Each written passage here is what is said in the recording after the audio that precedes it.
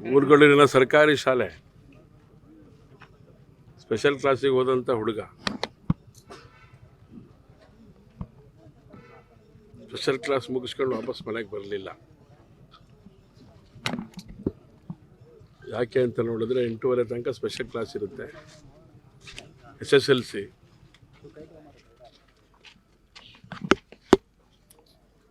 Special class ಮುಗಿಸ್ಕೊಂಡು ಹೋಗಿರೋಂಥ ಹುಡುಗ ವಾಪಸ್ ಮನೆಗೆ ಬರದೇ ಇರೋಂಥ ಸ್ಥಿತಿ ನಿರ್ಮಾಣ ಆಗಿದೆ. ಕಾಂಪೌಂಡ್ನಿಂದ ಹೊರಗಡೆ ಬಂದ ತಕ್ಷಣ ಏನು ಅಂತ ನೋಡ್ಬೇಕೀಗ, ಅಷ್ಟು ಜನ ಇದ್ರು ಏನು ಅನ್ಕತೆ ಅಂತೇಳಿ ಒಂದು ದೊಡ್ಡ ಗುಂಪು ಬಂದು ಅವನನ್ನು ಹೊಡೆದಾಕಿದೆ. ಇನ್ನೊಬ್ಬ ಹುಡುಗಂಗೂ ಹೊಡೆತ ಬಿದ್ದಿದೆ, ಅವನ ಆಸ್ಪತ್ರೆಯಲ್ಲಿ ಇದ್ದಾನೆ. ಇವನಂತೂ ಸತೆ ಹೋಗ್ಬಿಟ್ಟಿದ್ದಾನೆ. ಆ ಹುಡುಗನ ಮುಖ ನೋಡಿದ್ರೆ ಕರುಳು ಕಿತ್ತು ಬರುತ್ತೆ ನಮಗೆ.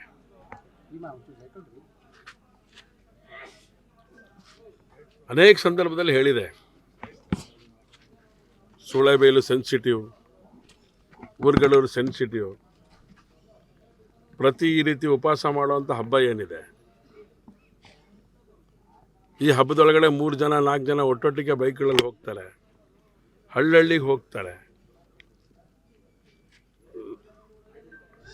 ದೊಡ್ಡ ದೊಡ್ಡ ದೊಣ್ಣೆಗಳಲ್ಲಿ ಹಿಡ್ಕೊಂಡಿರ್ತಾರೆ, ಹೊಡಿತಾರೆ. ಈ ಥರ ನಡೀತಿದೆ ಅಂತೇಳಿ ನೆನ್ನೆ ಅಲ್ಲ, ಇವತ್ತು ಬೆಳಗ್ಗೆ ಕಂಪ್ಲೇಂಟ್ ಆಗಿದೆ.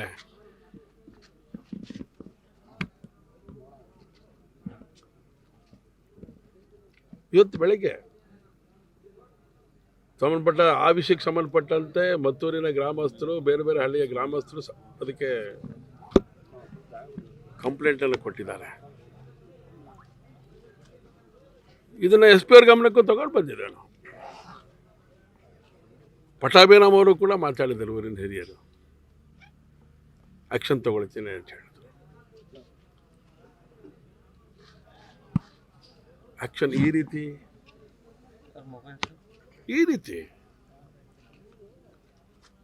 ಅದೇ ಹೇಳಿದೆ. ಡಿಪಾರ್ಟ್ಮೆಂಟು ಅನೇಕ ಸಂದರ್ಭದಲ್ಲಿ ಹೇಳ್ತೇನೆ, ನಾನು ಉದ್ವೇಗದಲ್ಲಿ ಹೇಳ್ತಿದ್ದೇನೆ ಅಂತ ಅಂದ್ಕೊಂಡು ಬಿಡ್ತಾರೆ ಎಲ್ಲರೂ. ನಾನು ಉದ್ವೇಗಕ್ಕೆ ಒಳಗಾಗೋದಿಲ್ಲ, ನೋವಿನಿಂದ ಹೇಳ್ತೇನೆ. ನಾನು ಹೇಳಿದೆ SP ಅವರಿಗೆ, ಪೊಲೀಸ್ ಇಲಾಖೆ ನಾವು ಇರೋದು ಹಿಂದೂ ಹುಡುಗರ ಹೆಣವನ್ನು ಹೊರಲಿಕ್ಕೆ ಅನ್ನೋಂಥ ಪದ ಪ್ರಯೋಗ ಮಾಡಿದ್ದಾನೆ. ಬಹಳ ನೋವಿನಿಂದ ಹೇಳಿದ್ದಾನೆ, ಇದೆಲ್ಲ ಬಹಳ ನೋವಿನಿಂದ ಹೇಳಿದ್ದಾನೆ. ನೀವು ತಗೊಳ್ಳೋವಂಥ ಆ್ಯಕ್ಷನರಿ ಇದೆಯಲ್ಲ, ಯಾವುದಕ್ಕೂ ಉಪಯೋಗಕ್ಕೆ ಬಾರ್ದಿರೋಂಥ ಆ್ಯಕ್ಷನರಿ. ಏನು ಹೇಳಿದ್ರು ಲೈಟರಾಗಿ ತಗೊಳ್ಳೋವಂಥ ಸಂಗತಿ. ಪ್ರತಿ ಬಾರಿ ಪ್ರತಿ ಹಬ್ಬದಲ್ಲಿ ನಡೆಯತ್ರಿ ಊರುಗಳಲ್ಲೂ, ಸೂಳೆಬೇಲುಗಳಲ್ಲಿ ವಾಕ್ ಮಾಡ್ತಾ ಇರ್ತಾರೆ ಹಳ್ಳಿಗಳಲ್ಲಿ. ಅವ್ರಿಗೆ ಹೊಡೆದು ಹೋಗ್ತಾರೆ, ಹೆಣ್ಣು ಮಕ್ಕಳಿಗೆ ಹೊಡೆದು ಹೋಗ್ತಾರೆ. ಇದಾಗಿದೆ ಅಂತೇಳಿ ಕಂಪ್ಲೇಂಟು ಕೂಡ ಕೊಟ್ಟಿದೆ ಸಂಬಂಧಪಟ್ಟಂಥ ಸ್ಟೇಷನ್ನಿಗೆ. ಆದರೆ ಸಂಜೆ SSLCಗೆ ಸ್ಪೆಷಲ್ ಕ್ಲಾಸಿಗೆ ಹೋದಂಥ ಹುಡುಗ, ಅವನ ಜೊತೆಗೆ ಹೋದಂಥ ಹುಡುಗರು ವಾಪಸ್ ಬರ್ಬೇಕಾದ್ರೆ ಹೊಡೆದಾಕ್ತಾರೆ ಅಂತ ಹೇಳಿದ್ರೆ ಹೃದಯ ಕಿತ್ತು ಬರುತ್ತೆ ರೀ.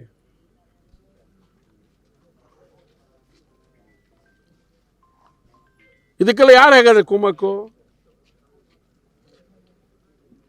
ಹಾಗಾದ್ರೆ ಯಾಕೆ ನಡೆಯುತ್ತಿದು?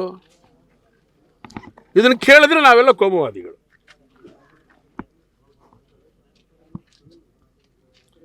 ಬಂಧನ ಮಾಡ್ತೀವಿ, ಬಂಧನ ಮಾಡಿದ್ದೀವಿ ಅಂತ ಹೇಳ್ತಾರೆ. ಏನು ಸಾಯಣ ಕಟ್ಕೊಂಡು ಬಂಧನ ಮಾಡಿಕೊಂಡು ಹೋದ ಹೆಣ ವಾಪಸ್ ಕೊಡ್ತೀರಾ? ಪ್ರಾಣ ವಾಪಸ್ ಕೊಡ್ತೀರಾ? ಪ್ರಾಣ ಹೋಗದಾರೆ ನೋಡ್ಕೋಬೇಕಾದಂಥ ಹೊಣೆಗಾರಿಕೆ ಯಾರದ್ದು ಹಾಗಾದ್ರೆ?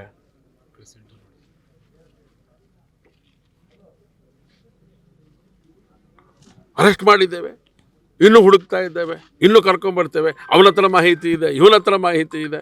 ಸರಿ ರೀ, ಏನು ಸಾಯಣ ಅದನ್ನು ಕಟ್ಕೊಂಡು, ಮಾಹಿತಿ ಕಟ್ಕೊಂಡು?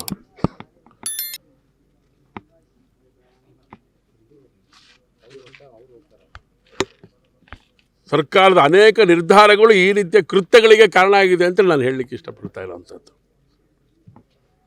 ಇದರಲ್ಲಿ ರಾಜಕಾರಣ ಮಾಡಬೇಕು ಅಂತ ನಮಗೆ ರಾಜಕಾರಣಕ್ಕೋಸ್ಕರ ಅಲ್ಲ ಇದು. ರಾಜಕಾರಣ ಬೇರೆ ಜಾಗದಲ್ಲಿ ನಾವು ಮಾಡೋರಿದ್ದೇವೆ.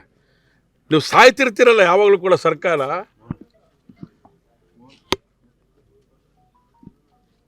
ಬ್ರದರ್ಸ್ ಅಂತ ಒಪ್ಕೊಂಡಿದ್ದೀರಲ್ಲ ತಪ್ಕೊಂಡಿದ್ದೀರಲ್ಲ. ಎಂಥದ್ದೇ ಸಂದರ್ಭ ಬಂದರು ಅದ್ರ ಪರಿಣಾಮ ಇದು. ಪೊಲೀಸ್ ಇಲಾಖೆ ರಕ್ಷಣೆ ಕೊಡೋಕ್ಕೋಸ್ಕರ ಇಲ್ಲ, ಹಿಂದೂಗಳ ಹೆಣವನ್ನು ಹೋರ್ಲಿಕ್ಕೆ ಇರುವಂಥ ಸ್ಥಿತಿ ನಿರ್ಮಾಣ ಮಾಡಿದ್ದೀರಿ. ರಕ್ಷಕರಾಗಿ ವರ್ತನೆ ಮಾಡಿ. SP ಅವರು ಹೊಸದಾಗಿ ಬಂದಿದ್ದೀರಿ, ಯುವಕರು ಇದ್ದೀರಿ. ನೀವು ಕತೆ ಹೇಳೋವಂಥ ಸ್ಥಿತಿಗೆ ಹೋಗಬೇಡ್ರಿ. ನೀವು ಡಿಪಾರ್ಟ್ಮೆಂಟಿನ ಕತೆ ಕೇಳಿ ಕೇಳಿ ಕೇಳಿ ನಾವು ಧಾರಾವಾಹಿ ಬರೆದು ಸಿನಿಮಾ ತೆಗೆಯುವಂಥ ಸ್ಥಿತಿ ನಿರ್ಮಾಣ ಆಗೋಗ್ಬಿಟ್ಟಿದೆ. ಹುಡುಗನ ಪ್ರಾಣ ಯಾವನಿಗೆ ಕೊಡ್ತಾನೆ? ನೀವು ಪರಿಹಾರ ಮಾಡಿದ್ರೆ ನಾವು ಕೊಡ್ತಾನ?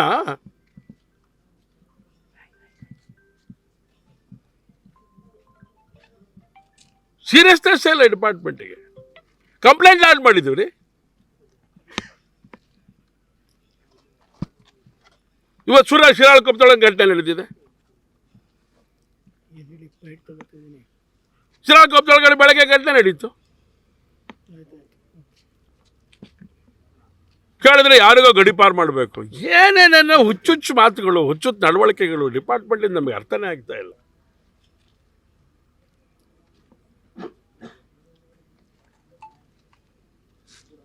ಬಿಡೋದಿಲ್ಲ ಇದನ್ನು.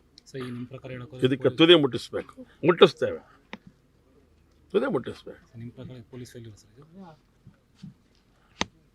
ಅಲ್ಲ, ನಾನು ಹೇಳಕೊಟ್ಟಿದ್ದು ಯಾರು ಫೇಲ್ಯೂರ್ ಅನ್ನೋದಕ್ಕಿಂತ ಹೆಚ್ಚಾಗಿ ಇದು ನಿರಂತರವಾಗಿ ನಡೀತಾ ಇರಬೇಕಾದ್ರೆ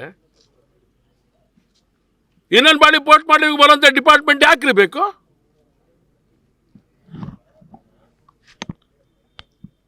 ತನಿಖೆ ಮಾಡ್ತೀವಿ ಅಷ್ಟೊತ್ತಿಗೆ ಇನ್ನೊಂದು ಹೆಣ ಬೀಳುತ್ತೆ, ಮತ್ತೊಂದು PM ಮಾಡೋದು ಯಾರು? ಇದೇ ಡಿಪಾರ್ಟ್ಮೆಂಟಿನ ಎದುರುಗಡೆ ಇಟ್ಕೊಂಡು.